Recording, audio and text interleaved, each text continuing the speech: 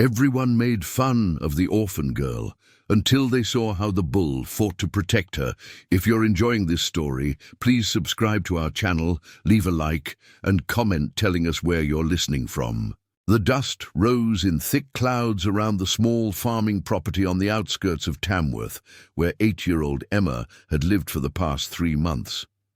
The other children at the rural community gathering pointed and whispered behind cupped hands, their eyes following her as she walked alone toward the far paddock. She could hear their muffled laughter, the same cruel sound that had followed her since the accident that took her parents on the Pacific Highway. Her worn dress, too big for her thin frame, dragged slightly in the red dirt, and her bare feet moved carefully around the sharp stones that dotted the path. The foster family who'd taken her in, the Hendersons, were kind enough to give her shelter, but affection was something they seemed to have run out of after raising 5 children of their own. Emma's only real companion on the property was Duke, a massive Brahman bull that the Hendersons kept separate from the other cattle. Duke had a reputation throughout the district. 3 years prior, he'd charged at a farmhand who'd gotten too close to the fence, sending the bloke to the hospital with broken ribs. Since then, no one went near his enclosure except old Mr. Henderson, and even he kept his distance, tossing feed over the fence rather than entering the yard. The beast was enormous, with a distinctive hump on his shoulders and horns that curved outward like weapons designed by nature itself. His white coat was marked with patches of light brown, and his eyes, dark and intense, seemed to track everything that moved within his sight. But Emma wasn't afraid of Duke. She'd started visiting him during her 2nd week at the property, drawn by something she couldn't quite explain. Perhaps it was the loneliness she saw reflected in those deep eyes, a creature as isolated as she felt. The first time she'd approached the fence, Mrs. Henderson had shrieked from the kitchen window, running out with her apron still tied around her waist. "Get away from there, child. That animal is dangerous." But Emma had already been standing at the fence for several minutes, and Duke had simply watched her, his massive head lowered, his breath creating small clouds in the cool morning air. She'd reached through the fence rails with a handful of grass she'd picked, and after a long moment of stillness, Duke had stepped forward and gently taken it from her palm. His rough tongue had tickled her hand, and for the first time since the accident, Emma had smiled. That had been 2 months ago.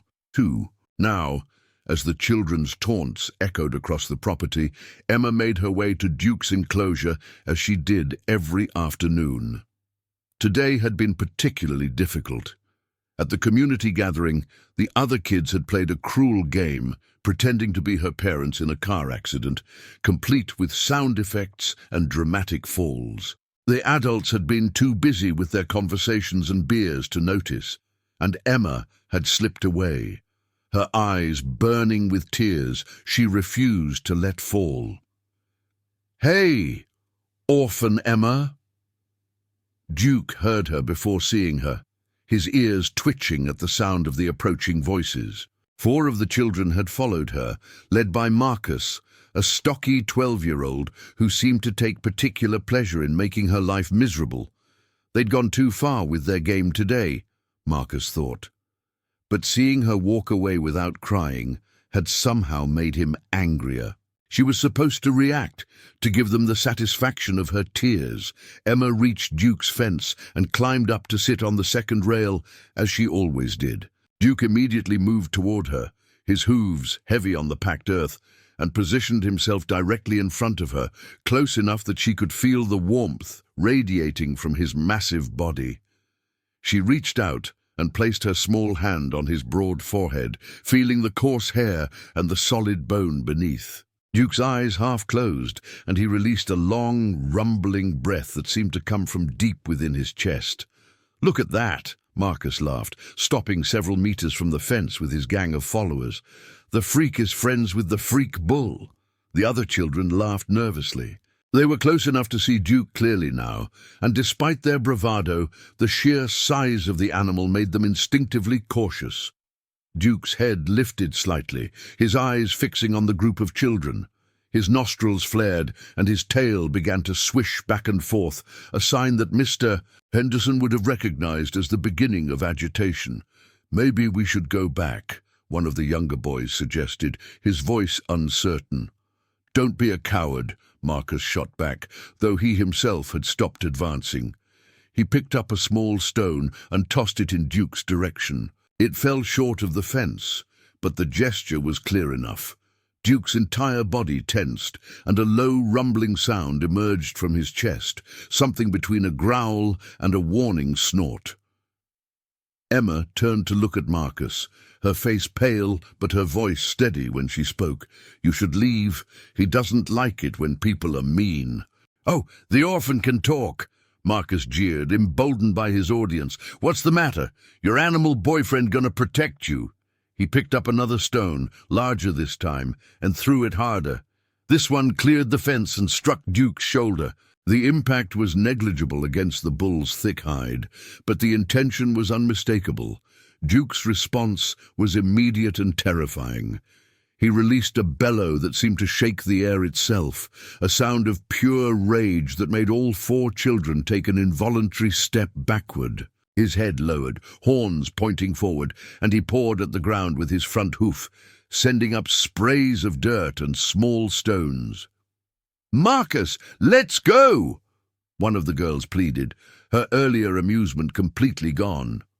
But Marcus, whether from pride or stupidity, had already picked up a 3rd stone. He was drawing his arm back when everything changed. Duke charged the fence. The sound of Duke's hooves thundering against the earth was like distant drums of war. The fence, built from sturdy ironbark posts and steel rails, groaned under the impact as Duke slammed into it with the full force of his enormous body. The children scattered immediately, their screams piercing the afternoon air as they ran back toward the main house. Marcus stumbled in his panic, falling hard onto his hands and knees before scrambling up again, his face drained of all color. Emma hadn't moved from her perch on the fence rail. Her heart was pounding, but she felt no fear of Duke. Instead, she reached down and placed both hands on his neck as he stood pressed against the fence, his entire body quivering with barely contained fury. His eyes were fixed on the retreating children, and that low rumbling sound continued to emanate from his chest. "It's all right," she whispered, her voice barely audible over his heavy breathing. "They're gone now. It's all right, Duke." Slowly, incredibly, the tension began to drain from Duke's massive frame. His breathing gradually slowed, and the rumbling faded. He turned his great head to look at Emma, and she could see something in his eyes that made her throat tighten. It wasn't just animal instinct or territorial aggression. There was recognition there, understanding. Duke knew she'd been hurt by those children, and he'd responded the only way he knew how. The commotion had drawn attention from the main house. Mr. Henderson came running across the yard, his weathered face creased with concern and anger. Behind him, Mrs. Henderson clutched her chest, and several of the adult guests from the gathering followed at a distance. Marcus and his friends had already reached them, talking frantically, pointing back at the enclosure. "Emma!" Mr. Henderson's voice cracked like a whip across the paddock. "Get away from that beast right now." But Emma didn't move. She continued to stroke Duke's neck, feeling his heartbeat gradually returning to normal beneath her palm. Mr. Henderson reached the fence, keeping a safe distance, his hands gripping the rail so tightly his knuckles went white. "That animal just tried to break through the fence.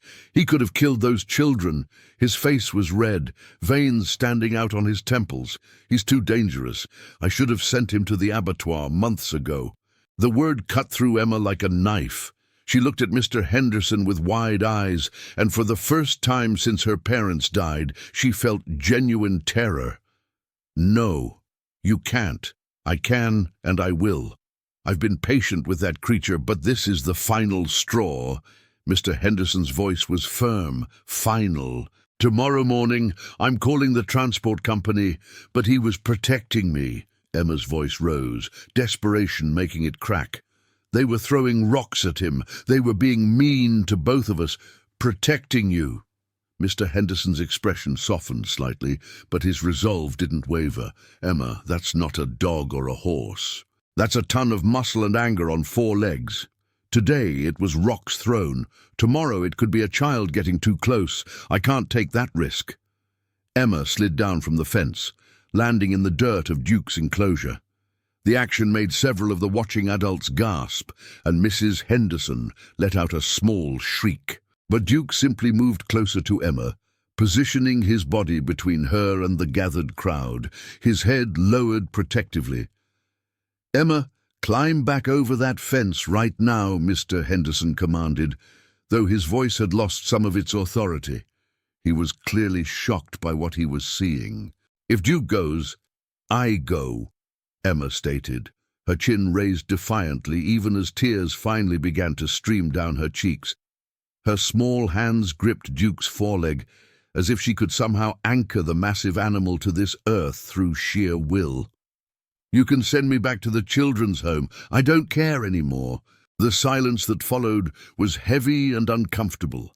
The adults exchanged glances, unsure how to handle this situation. Mrs. Henderson moved closer to her husband, placing a hand on his arm. "James," she said softly, using his first name in that way she did, when she needed him to really listen. "Look at them, really look." Mr. Henderson did look. He saw his ward, this small girl who'd lost everything, standing fearlessly beside an animal that had hospitalized a grown man.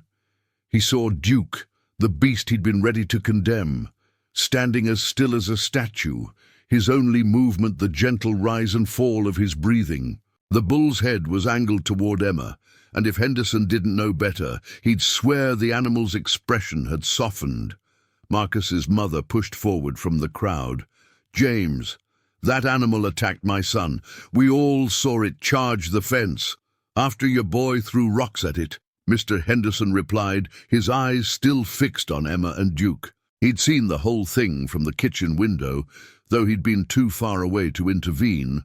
He rubbed his weathered hand across his face, feeling every one of his 63 years. This wasn't a decision to make lightly, but looking at Emma's tear-stained face, he realized it wasn't really a decision at all. The other adults began to murmur amongst themselves, some agreeing with Marcus's mother, others looking uncomfortable. They'd all seen the children tormenting Emma earlier, though none had stepped in. Now guilt made them defensive, eager to shift blame to the animal rather than acknowledge their own failures. "Everyone needs to go back to the house," Mr. Henderson announced, his voice carrying the authority of a man who'd spent his entire life working the land. "The gathering is over. Thank you for coming." There were protests, but Mr. Henderson's tone brooked no argument. Slowly, reluctantly, the crowd began to disperse. Marcus's family left immediately, the boy's mother muttering about negligence and liability. Within minutes, only Mr. and Mrs. Henderson remained at the fence, watching Emma and Duke in the fading afternoon light. "What are we going to do, James?" Mrs. Henderson asked quietly.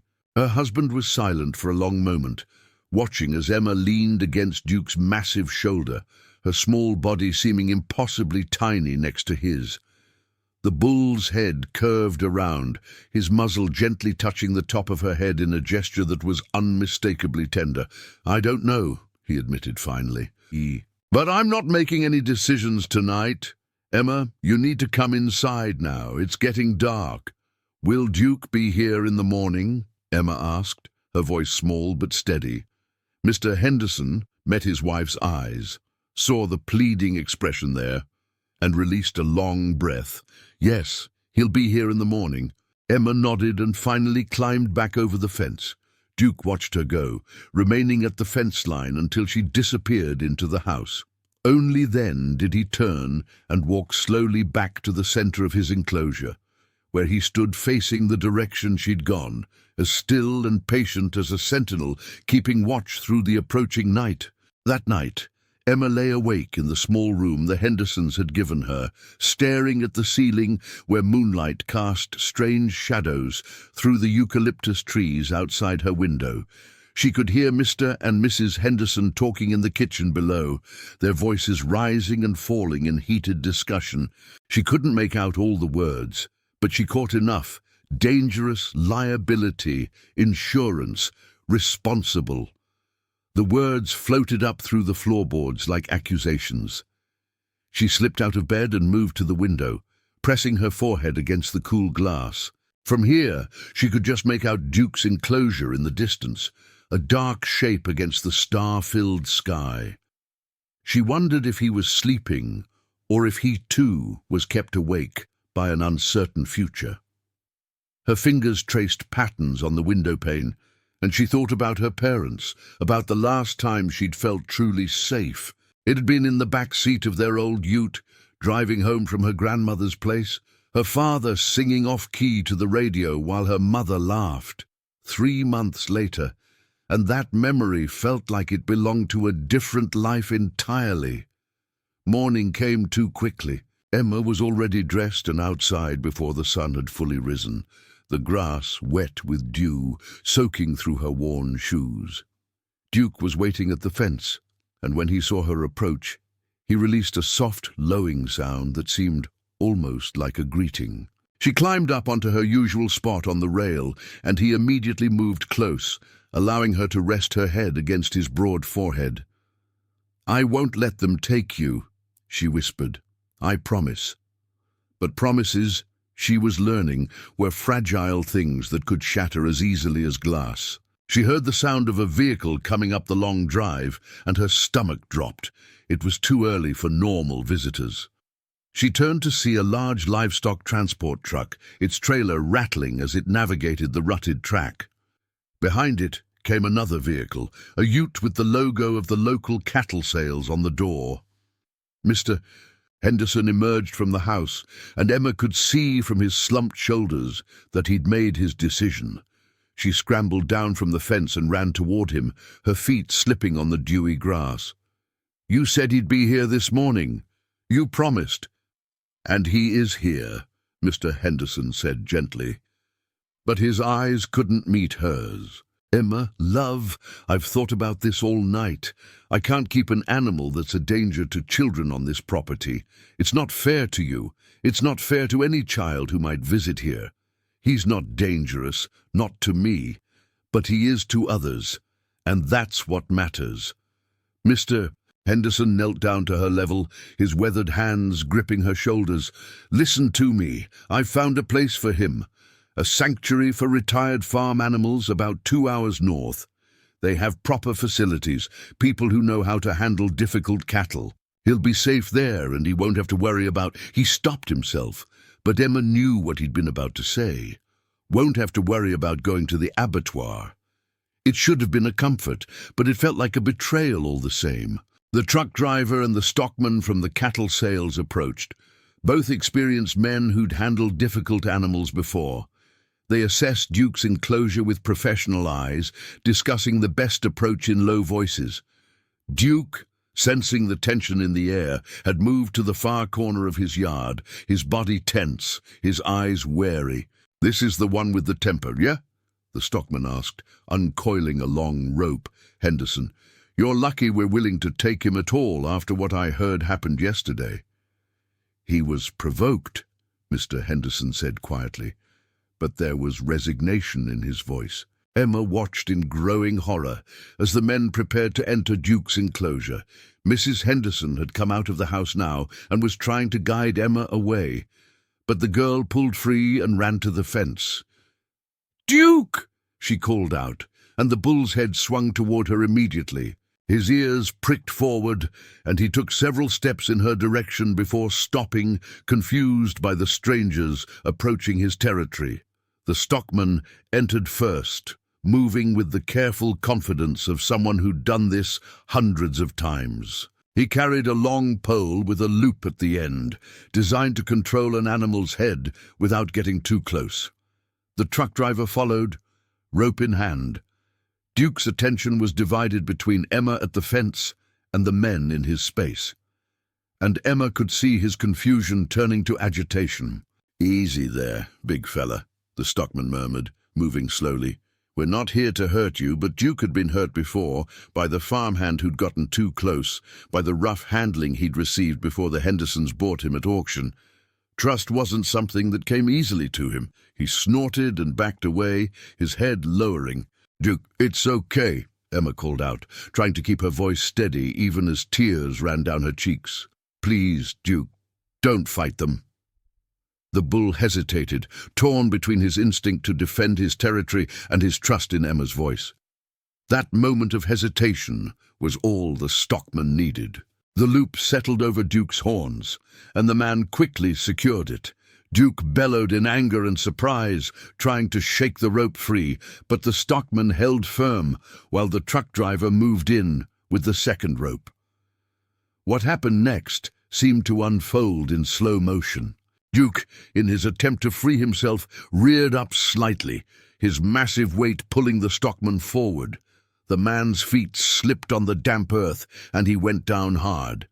The rope slipped from his hands, and suddenly Duke was free again, the loop still dangling from his horns, but no longer controlled. The bull could have charged then. The stockman was on the ground, vulnerable. The truck driver had frozen, unsure whether to run or stand his ground, but Duke didn't charge at them. Instead, he turned and ran straight for the fence where Emma stood. For a terrifying moment, everyone thought he was going to crash through it, that the rage had finally taken over completely. But Duke stopped just short of the fence, his sides heaving, his eyes locked on Emma. She reached through the rails, her small hands finding his face, and Duke pressed his muzzle into her palms. The rage drained from his body like water, leaving behind only fear and confusion. "Please don't take him," Emma begged, turning to Mr. Henderson. Her face was blotchy with tears, her voice breaking. "Please, I'll do anything. I'll work extra chores. I'll never ask for anything else. "Emma, it's not about that, Mr. Henderson said, his own voice thick with emotion. He'd grown fond of this strange little girl over the past months, and seeing her this broken was harder than he'd anticipated. "It's about keeping everyone safe." The stockman had gotten to his feet, brushing dirt from his jeans, his expression darker now. "That animal nearly trampled me. Henderson, you've got a lawsuit waiting to happen here." "He didn't, though, Mrs." Henderson spoke up suddenly, stepping forward. Her voice was firm, surprising everyone, including her husband. He had the chance, and he didn't. He ran to Emma instead. The words hung in the morning air like a challenge. Mrs. Henderson moved closer to the fence, her eyes moving between Duke and Emma. She'd been thinking about this all night too, lying awake beside her husband, remembering something she'd buried long ago. She'd had a dog once, as a child, a cattle dog that everyone said was vicious and untrainable, everyone except her. That dog had been her shadow, her protector, her best friend until the day it died of old age. "Margaret," Mr. Henderson said quietly, using her full name. "What are you suggesting?" "I'm suggesting that maybe we're looking at this the wrong way," she replied, her voice gaining strength. "That animal has been on this property for 3 years, and the only time he's ever acted aggressively was when someone threatened him or Emma." She turned to face the stockman and truck driver. "I appreciate you coming out, gentlemen, but I don't think we'll be needing your services today." "Margaret, James Henderson," she interrupted her husband, her tone brooking no argument. "That little girl has lost everything. Her parents, her home, her whole world. And the only living thing that's shown her genuine affection since she came here is that bull. Now you tell me, what kind of people would we be if we took that away from her too?" The stockman shook his head. "Lady, with all due respect, you're being sentimental. That's a dangerous animal, and one day someone's going to get hurt. I've seen it happen before. Then we'll make sure no one else gets near him, Mrs., Henderson stated firmly. "We'll reinforce the fence, put up proper warning signs. Emma's the only one who goes near him anyway." Mr. Henderson looked at his wife, really looked at her and saw something he hadn't seen in years: fire, determination. The same spirit that had made him fall in love with her 40 years ago. He glanced at Emma, still pressed against the fence with Duke's head in her hands, and then at the bull himself. Duke had calmed completely now, his breathing steady, his eyes half closed as Emma stroked his forehead. The liability, James, the stockman pressed. If anything happens, then it happens on my property, and it's my responsibility, Mr. Henderson said, coming to a decision that felt both terrifying and absolutely right. He pulled his wallet from his pocket and handed several bills to the stockman. For your trouble coming out here, but the bull stays. The stockman and truck driver exchanged glances, shrugged, and accepted the payment. They'd done their job by showing up. What the Hendersons did with their livestock was their business and their liability. Within minutes, the truck was rumbling back down the drive, leaving only settling dust in its wake. Emma couldn't quite believe what had just happened. She looked from Mrs. Henderson to Mr. Henderson, afraid that if she spoke, the moment would shatter like a dream. Duke seemed to sense the change in atmosphere, too. His whole body had relaxed, and he released a long, contented breath. There will be conditions, Mr. Henderson said, his voice gruff but not unkind. He pointed at Emma. You're the only one who goes near him. No other children, no visitors. If he shows aggression toward you even once, the deal is off. Understood. Emma nodded frantically, unable to speak past the lump in her throat. And you, he continued, pointing at Duke, will behave yourself, though I suppose telling a bull what to do is about as useful as talking to the wind. Mrs. Henderson moved to stand beside Emma at the fence. She reached out hesitantly, and after a moment, Duke allowed her to touch his neck. His skin twitched under her fingers, but he didn't pull away. You know, I think he just needed someone to understand him, Mrs. Henderson said softly. Sometimes the meanest creatures are just the most frightened ones underneath.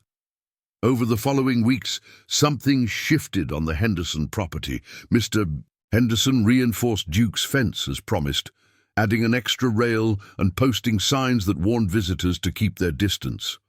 But more than that, he started spending time observing Emma and Duke together. He watched how the bull would lower his massive head so Emma could scratch behind his ears, how he'd follow her movements around the enclosure with attentive eyes, how he'd position himself between her and any perceived threat.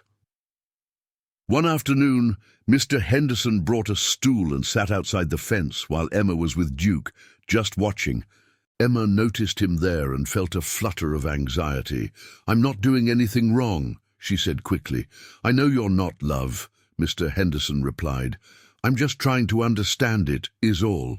How a beast that nearly put a man in hospital can be so gentle with you. Emma thought about this for a moment, her hand resting on Duke's shoulder.